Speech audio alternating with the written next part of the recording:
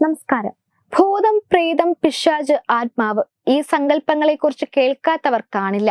മനുഷ്യരുടെ സങ്കല്പത്തിനപ്പുറമുള്ള കാര്യങ്ങളെക്കുറിച്ച് അറിയാനുള്ള താല്പര്യവും കൗതുകവും മനുഷ്യ സഹജമാണ്. അത്തരം സഹജവാസങ്ങൾക്ക് പുതിയ ആകാശങ്ങൾ തുറന്നു കൊടുക്കുന്ന നിരവധി മിത്തുകളും നമുക്കുണ്ട്. മന്ത്രവാദം, താന്ത്രിക വിദ്യകൾ, നാഡീ ജ്യോതിഷം എന്ന് തുടങ്ങി കൈരേഖാ ശാസ്ത്രവും ചീട്ടെടുക്കുന്ന തത്വയും വരെ വിശ്വസിക്കാൻ മടിയില്ലാത്ത നല്ലൊരു ശതമാനം ആളുകളുണ്ട് സമൂഹത്തിൽ. ഓജോ ബോർഡും അത്തരമൊരു ടൂളാണ്. ആത്മാക്കളോട് സംവദിക്കാനുള്ള ഒരു മാർഗം. എന്താണ് ഓജോ ബോർഡ്? ഓജോ ബോർഡിലൂടെ ആത്മാക്കളുമായി സംവദിക്കാൻ സാധിക്കുമോ? ഓജോ ബോർഡ് കളിക്കുമ്പോൾ വ്യക്തികളിൽ യഥാർത്ഥത്തിൽ സംഭവിക്കുന്നത് എന്താണ് എന്നൊക്കെ അറിയാൻ മിക്കവർക്കും താല്പര്യം ഏറെയായിരിക്കും. ഓജോ ബോർഡിന്റെ യഥാർത്ഥ ചരിത്രം ആ ഗെയിമിനോളം തന്നെ നിഗൂഢമാണ്. ഓജോ ചരിത്രകാരനായ റോബർട്ട് മർച്ച് 1992 മുതൽ ബോർഡിന് പിന്നിലുള്ള ഗവേഷണത്തിൽ മുഴുകിയ വ്യക്തിയാണ്. അമേരിക്കൻ സംസ്കാരത്തിൽ ഭയവും അത്ഭുതവും ഒരുപോലെ ഉളവാക്കുന്ന ഒരു ഐതിഹാസികമായ കാര്യമാണിത്. എന്നാൽ ഇത് എവിടെ നിന്നുമാണ് വന്നതെന്ന് ആർക്കും അറിയില്ല എന്നാണ് റോബർട്ട് മർച്ച് പറയുന്നത്. ഓജോ ബോർഡ് വഴി മരിച്ചവർക്ക് ജീവിക്കുന്നവരുമായി ബന്ധപ്പെടാൻ കഴിയുമെന്ന് US-ലെ ഒരു വിഭാഗം വിശ്വസിച്ചിരുന്നു. മരിച്ചവർക്ക് ജീവിച്ചിരിക്കുന്നവരുമായി ആശയവിനിമയം നടത്താൻ കഴിയുമെന്ന വിശ്വാസത്തിൽ നിന്നാവും ഒരുപക്ഷെ ഓജോ ബോർഡിന്റെ ഉത്ഭവം. അമേരിക്കയിൽ നൂറ്റാണ്ടുകൾക്ക് മുൻപ് ആഭ്യന്തര യുദ്ധം സമയത്ത് സമൂഹത്തിൽ ഇത്തരം വിശ്വാസങ്ങൾക്ക് ആഴത്തിൽ വേരുകളുണ്ടായി. യുദ്ധത്തിന് പോയവരും ഒരിക്കലും വീട്ടിൽ തിരിച്ചെത്താത്തവരുമായുള്ള പ്രിയപ്പെട്ടവരുമായി ബന്ധപ്പെടാൻ ആഗ്രഹിക്കുന്നവർക്കിടയിലേക്ക് ഒരു മാജിക് ടൂൾ പോലെ ഓജോ എത്തി. മരിച്ചവരുമായി ആശയവിനിമയം നടത്തുക എന്നത് സാധാരണമായിരുന്നു. അതത് വിചിത്രമായി ആരും കണ്ടില്ല. കാലങ്ങൾക്കിപ്പുറം നിങ്ങൾ എന്തിനാണ് നരകത്തിന്റെ കവാടം തുറക്കുന്നത് എന്ന് ചിന്തിക്കുന്നതിൽ കാര്യമില്ലല്ലോ എന്ന് റോബർട്ട് മർച്ച് പറയുന്നു. 1986 കാലഘട്ടത്തിൽ US സംസ്ഥാനമായ ഓഹിയോയിലെ ക്യാമ്പുകളിൽ ആധുനിക ഓജോ ബോർഡിനോട് സാമ്യമുള്ള ടോക്കിംഗ് ബോർഡ് ഉപയോഗിച്ചിരുന്നുവെന്നും പറയപ്പെടുന്നു. അക്കാലത്ത് ഓഹിയോയിലെ ആത്മീയവാദികളുടെ ക്യാമ്പുകളിൽ നടന്ന ഒരു പ്രതിഭാസത്തെക്കുറിച്ച് അസോസിയേറ്റഡ് പ്രസ് റിപ്പോർട്ട് ചെയ്തു. അക്ഷരങ്ങളും അക്കങ്ങളും അവയെ ചൂണ്ടിക്കാണിക്കാൻ പ്ലാൻജെറ്റ് പോലെയുള്ള ഉപകരണങ്ങളുമുള്ള ഒരു ഓജോ ബോർഡായിരുന്നു അത്. ആ റിപ്പോർട്ട് പെട്ടെന്ന് ശ്രദ്ധ നേടി. നിഗൂഢതയുമായി ബന്ധമില്ലാത്ത നിർദോഷമായ ഗെയിമായി മാത്രം കണക്കാക്കപ്പെട്ട ഓജോ ബോർഡ് 1890 ജൂലൈ 1 ബിസിനസ്സുകാരനായ എലിജ ബോൺ വാണിജ്യാടിസ്ഥാനത്തിൽ അവതരിപ്പിക്കുന്നത്. എന്നാൽ അതിലൊളിഞ്ഞിരിക്കുന്ന ബിസിനസ് സാധ്യത മനസ്സിലാക്കിയത് മേരിലാൻഡിലെ ബാൾട്ടിമോർ സ്വദേശിയായ ചാൾ കെനാർഡ് ആണ്. 1990 പുതിയ ടോക്കിംഗ് ബോർഡുകൾ നിർമ്മിക്കുന്നതിനും വിപണനം ചെയ്യുന്നതിനുമായി കെനാർഡ് നോവൽറ്റി കമ്പനി ആരംഭിച്ചു. 4 നിക്ഷേപകരെ കൂടി ചാൾസ് കെനാർഡ് കൂടെ കൂട്ടി.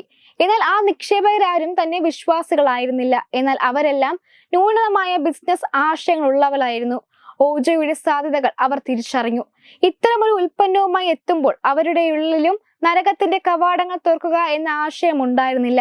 വാസ്തവത്തിൽ ഒരു വിഭാഗം അമേരിക്കക്കാരുടെ വിശ്വാസങ്ങളെ പണമാക്കി മാറ്റാനായിരുന്നു അവർ ശ്രമിച്ചത്.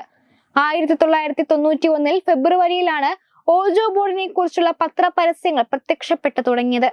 ഓജോ വണ്ടർഫുൾ ടോക്കിംഗ് ബോർഡ് ഭൂതകാലത്തെയും വർത്തമാനത്തെയും ഭാവിയെയും കുറിച്ചുള്ള ചോദ്യങ്ങൾക്ക് ഉത്തരം നൽകുന്ന മാന്ത്രിക ഉപകരണം എന്ന രീതിയിലുള്ള പരസ്യങ്ങൾ പെട്ടെന്ന് തന്നെ ശ്രദ്ധ നേടി. വിശ്വാസത്തെയും അവിശ്വാസത്തെയും ഒരുപോലെ മാർക്കറ്റ് ചെയ്യാനായി എന്നതുകൂടിയാണ് ഓജോ ബോർഡിന്റെ ഗുണം. വിശ്വാസികൾ ഓജോ ബോർഡിനെ ആത്മാവുമായി സംസാരിക്കാനുള്ള ഒരു ടൂൾ എന്ന രീതിയിൽ കണ്ടപ്പോൾ ഇതിനകത്ത് എന്തെങ്കിലും യാഥാർത്ഥ്യമുണ്ടോ എന്ന് തിരക്കാനായിരുന്നു അവിശ്വാസികൾ ഓജോ ബോർഡ് പരീക്ഷിച്ചത്. 1892 ആയപ്പോഴേക്കും കെനാർഡ് നോവൽറ്റി കമ്പനിക്ക് ബൾട്ടിമോറിൽ തന്നെ 2 ഫാക്ടറികളായി.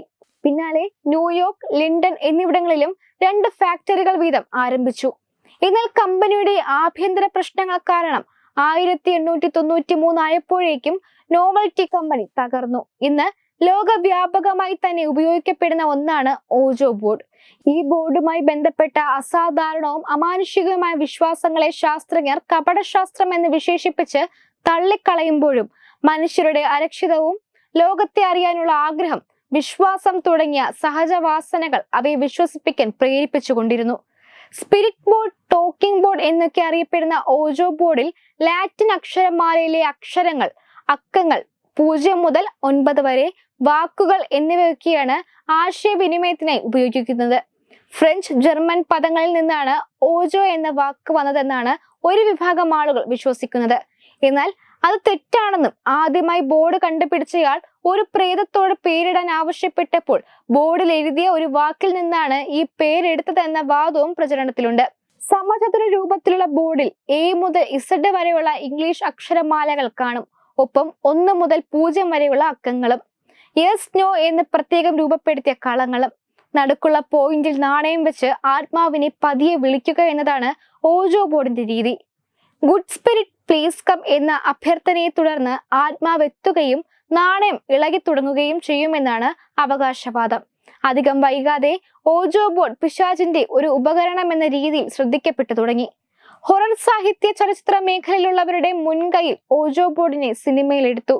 ആത്മാക്കളിലേക്കും ഭയത്തിലേക്കുമുള്ള വാതിലുകൾ തുറന്നിടുകയായിരുന്നു സിനിമകളിലൂടെ ഓജോ ബോർഡ്. 100 കണക്കിന് ചിത്രങ്ങളിൽ ഓജോ ബോർഡ് റഫറൻസുകൾ കടന്നു വന്നു.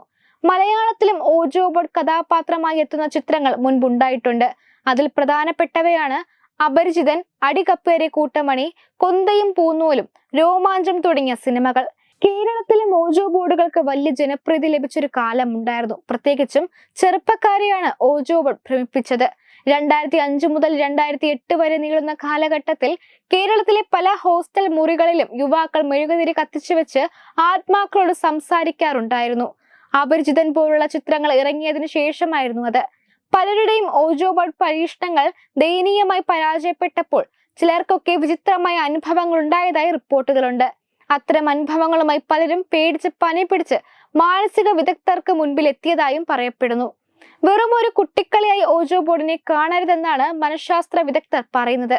ഓജോ ബോർഡ് മനുഷ്യരുടെ യുക്തിയെയും മനോനിലയെയും കുഴപ്പത്തിലാക്കുന്ന ഒരു അപകടം പിടിച്ച കളി മാത്രമാണെന്നാണ് മനഃശാസ്ത്ര വിദഗ്ധരിൽ നല്ലൊരു വിഭാഗം പറയുന്നത്. അനേകം പേരിൽ മാനസിക വിഭ്രാന്തിക്കും ഓജോ ഗെയിം കാരണമായി മാറിയിട്ടുണ്ട്. അതേസമയം ചില വിചിത്രമായ കേസുകളിൽ ഇത്തരത്തിൽ ആത്മാവിന്റെ സാന്നിധ്യം കണ്ടിട്ടുണ്ടെന്നാണ് പാരാസൈക്കോളജിസ്റ്റായ ഡോക്ടർ വി ജോർജ് മാത്യു അവകാശപ്പെടുന്നത്. ഓജോ ബോർഡിനെ കുറിച്ച് കൃത്യമായി പഠിക്കാതെ കളിക്കുന്നത് ആപത്ത് വരുത്തി വെക്കുമെന്നും മനഃശാസ്ത്ര വിദഗ്ധ വ്യക്തമാക്കുന്നു. അറിവില്ലാതെ ചെയ്യുമ്പോൾ ഉണ്ടാകുന്ന പേടി ഉപബോധ മനസ്സിനെ ബാധിക്കുകയും പലവിധ മാനസിക വിഭ്രാന്തികളിലേക്ക് നയിക്കുകയും ചെയ്യുമെന്നും അവർ മുന്നറിയിപ്പ് തരുന്നു. Web desk Tatwamayi news. Powered by Jyotis. Realizing your dream home. Our ongoing luxury apartments projects are Crown near Karivattam, The Square near UST Global, White Manor near Attigal Ambalathara, and Evergreens Luxury Villas near Tirumala. Call 90482 55599. Jyotis Building Promoters Private Limited, Thiruvananthapuram.